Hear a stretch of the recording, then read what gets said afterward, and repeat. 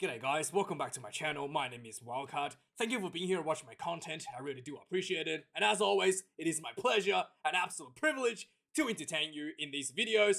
And this weekend is Six Nations Round 5. Ireland going to Edinburgh to play Scotland for the Triple Crown. Yes.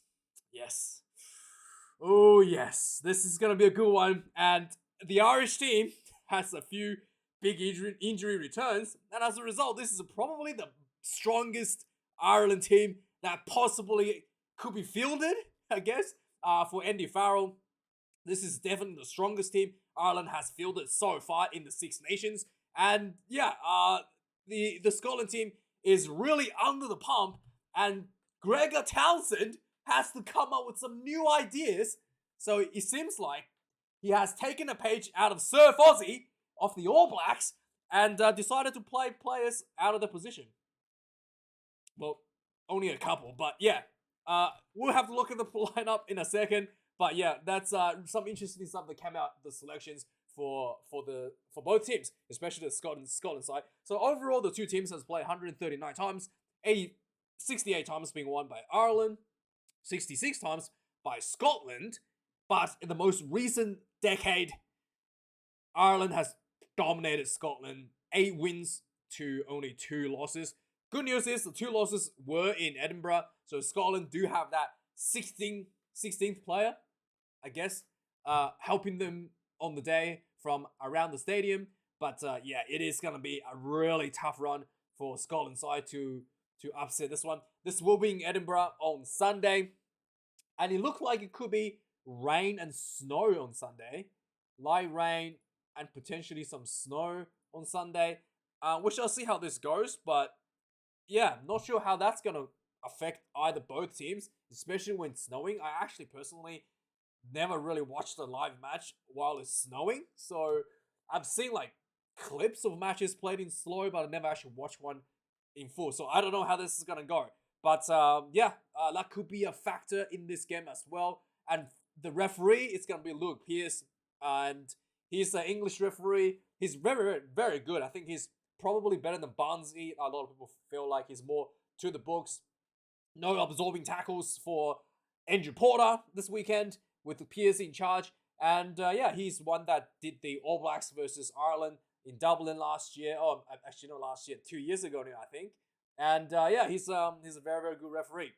And so most recent results for both teams, Scotland played France in France and lost a pretty tough match, but the French were under the pump for most part of the game. Both teams had a red card. The Scottish team had a really poor start in this match and just let the French run away with like 3 tries in about 20 minutes. And then they slowly pulled themselves back together and was able to make a comeback. Got within about 4 points. I think it was 4 points to of the French lead, and then before the French finally finished the game with a try to open up the gap once again. But it was a really, really good effort by the Scottish team to come back from the deficit. But again, that poor start really hurt them quite a lot. I think the biggest issue for the Scottish team is almost like the nerves get them a little bit, and it shows this like the experience that's hurting them, not because of their skill. And you know, when Finn Russell gets himself into the rhythm, the French was just, you know, making tackles and, you know, scrambling to keep the Scottish out of the try lines. Whereas the Irish team played Italy 2 rounds ago.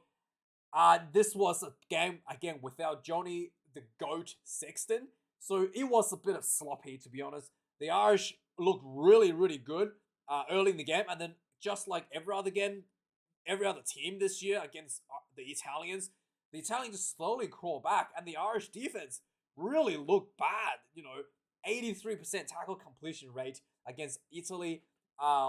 It's not something that you're gonna be pleased with, and as a result, the Italians kind of made a comeback before the Irish, you know, finally finished the game, and kind of like, you know, seal the deal, so to speak. One player I did feel like was playing really, really well, did play really, really well against the Italians was what was his name? Bandiaki. He really looked like you know, like he was playing against schoolboys. Like he just made the line breaks, made the offloads look so simple, so easy. So yeah, as a result, he's getting a start at 12 jersey, and we shall see if he's going to be able to do that against a Scottish defense, against a Scottish team. But yeah, the physicality was just, it looks almost like too much for the Italians to handle for the whole game. But defense-wise, Bundy Aki did miss 4 tackles, something that the Irish team would like for him to improve. So with all that being said, let's have a look at the lineup. Yeah, the front rower has been bolstered for the Irish side. Many people believe the best tight head prop in the world, Ty Furlong, returns from a bit of, I think, had a leg injury for a while. He has been with the training camp in the team, so he isn't like sitting at home. So he's been like off the field working his way back, so he will be 100% for this game. He's against Pierre Showman in the loose head position for Scotland. Showman has been exceptionally well for the Scottish team, and he has been exceptionally well for his club as well. Just his work rate has really, lifted quite a bit in recent times. So he's just really good scrummaging, good carry, and good defense. Something that you struggle to find in the loose head position these days. For this Irish side, Andrew Porter, very similar to Showman, does everything that Showman does. I do actually think that this will be a really interesting match to see who's actually the best loose head in this matchup, because Showman has really developed so much. I wouldn't just say that Porter's better than me, just like clearly better than him anymore, like I would maybe a year ago. But yeah, this will be a clear matchup. And Andrew Porter, again, no absorbing tackle from him this week, so I don't know, he might actually get a red card. Well, who knows? Who knows, right? At number 3, Xander Fagerson.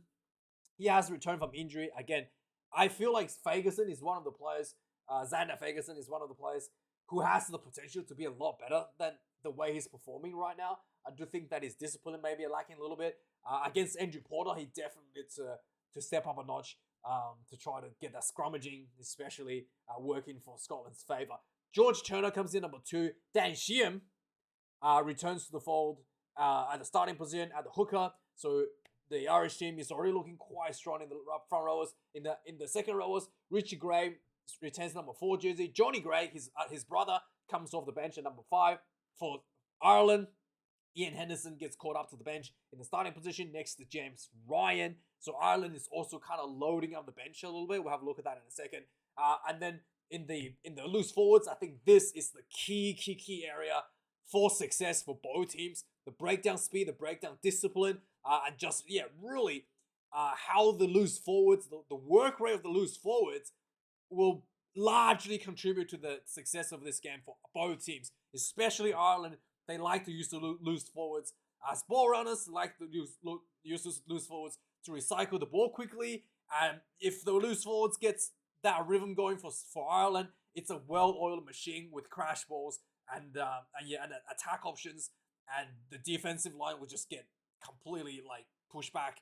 And this is just going to be a really nightmare for Scotland to defend. So this is really, really difficult for Scotland, and it's just basically the key area for whether or not for both teams to win the match, essentially. So Matt Fagerson, like I said, knowing this area is such an important part.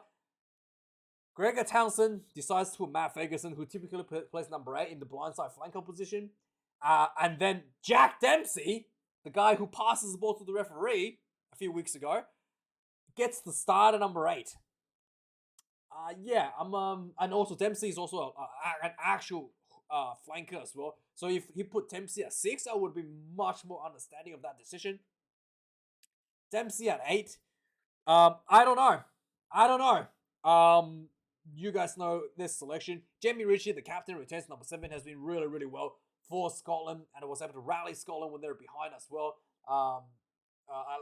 Last 2 weeks ago against France. So I have no issue with him being number 7. For the Irish side, the brutalizers are back.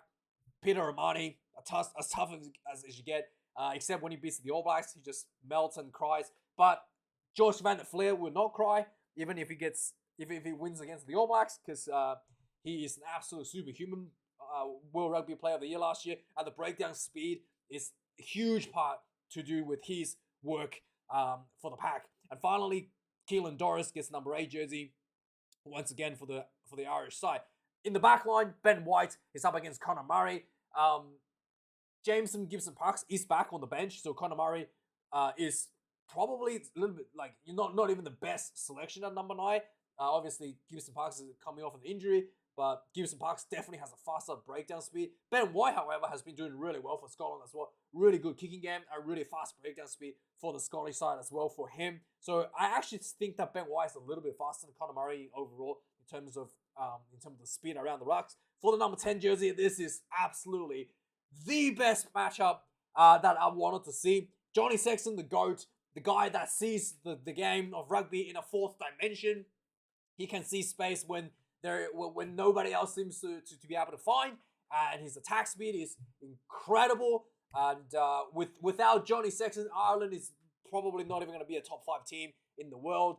And so Johnny Sexton, the GOAT, will be up against Finn Russell, who many felt should have been the Lions tour guy, and he really, like in the recent times, after he's had that issue with Gregor Townsend, as they both kind of like had a truth, and then they got on the same page. Finn Russell has just been given the freedom to do whatever he wants, and he's just literally doing magic tricks on the field.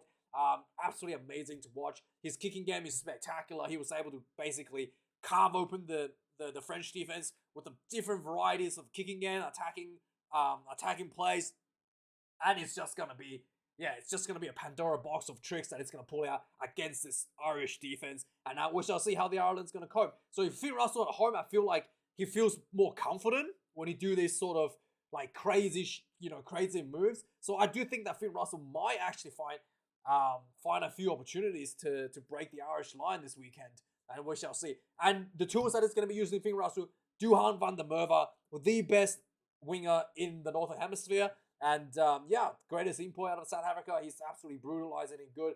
He had an amazing match against England. Didn't really do nearly as good against French. Again, Van der Merwe is one of the guys has such a high ceiling to his performance. I think it's probably that the expected, like, because he's such a high ceiling, he can do such amazing things. He just can't always do that consistently just because of how demanding and maybe it is. But yeah, this weekend, if he's ever going to have one of those huge performances, this will be it to come out of his pocket. Tuipulotu, Sione Tuipulotu, again, probably the best 12. One of the best 12, if not least, in the world at the moment. And he's just amazing, good runner. And his work with Finn Russell just keeps getting better as well as a combination. Hugh Jones also played like a superhuman a few weeks ago against as well. So we really happy to see him back at number 13. Just really good ball carrier. One thing I do think Hugh Jones is lacking a little bit is creating space out wide for Van der Merwe and Kyle Stein. I do think that he probably like runs the ball a little bit, carries the ball a little bit too much for himself out of the 13 jersey. He almost played like a Rico Ioane, where he kind of just like hogs the ball a bit too much. That's the one thing that I feel like he can improve a little bit. Kyle Stein comes in at number 14, and Stuart Hogg will finish the fullback position number 15 with some very, very, intriguing kicking game to see. For the Irish side, James Lowe comes in number 11. Again, he's been really, really good this year for the Irish side. Bandi Aki, like I said, following his performance against Italy, gets to the start at number 12. He normally comes off the bench these days now as a finisher, but his physicality from that game, just how easy it looked for him to break the Italian line, gets to start at 12. Yeah, we shall see how he go up against Tuipulotu. And Gary Ringrose gets the number 13 jersey again. Mac Hansen, huge finisher for the Scottish team at number 14. And finally, number 15, Hugo Keenan. He's actually got a lot better than, to be fair.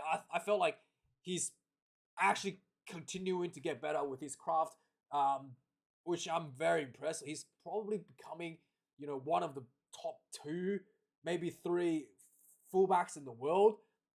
Since Jordy Barrett no longer plays fullback, I guess he could be number 2 now. But yeah, he's right up there now in the fullback. His kicking game has improved quite a lot as well. So he's just keeps getting better. Something I'm very impressed. Against Stuart Hogg, it's almost like the veteran against the youngster.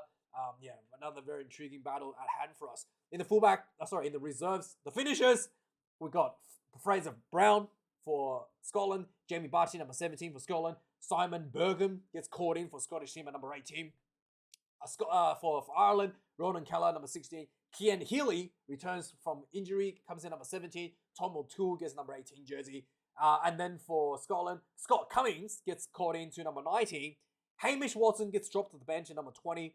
Ryan Baird comes in number 19 for Scotland. Jack Conan comes in number 20 for, sorry, not Scotland, Ireland. Jack Conan comes in number 20 for Ireland. And that finishes the forward reserves. And on the backs reserves, Ali Price gets number 21 for Scotland.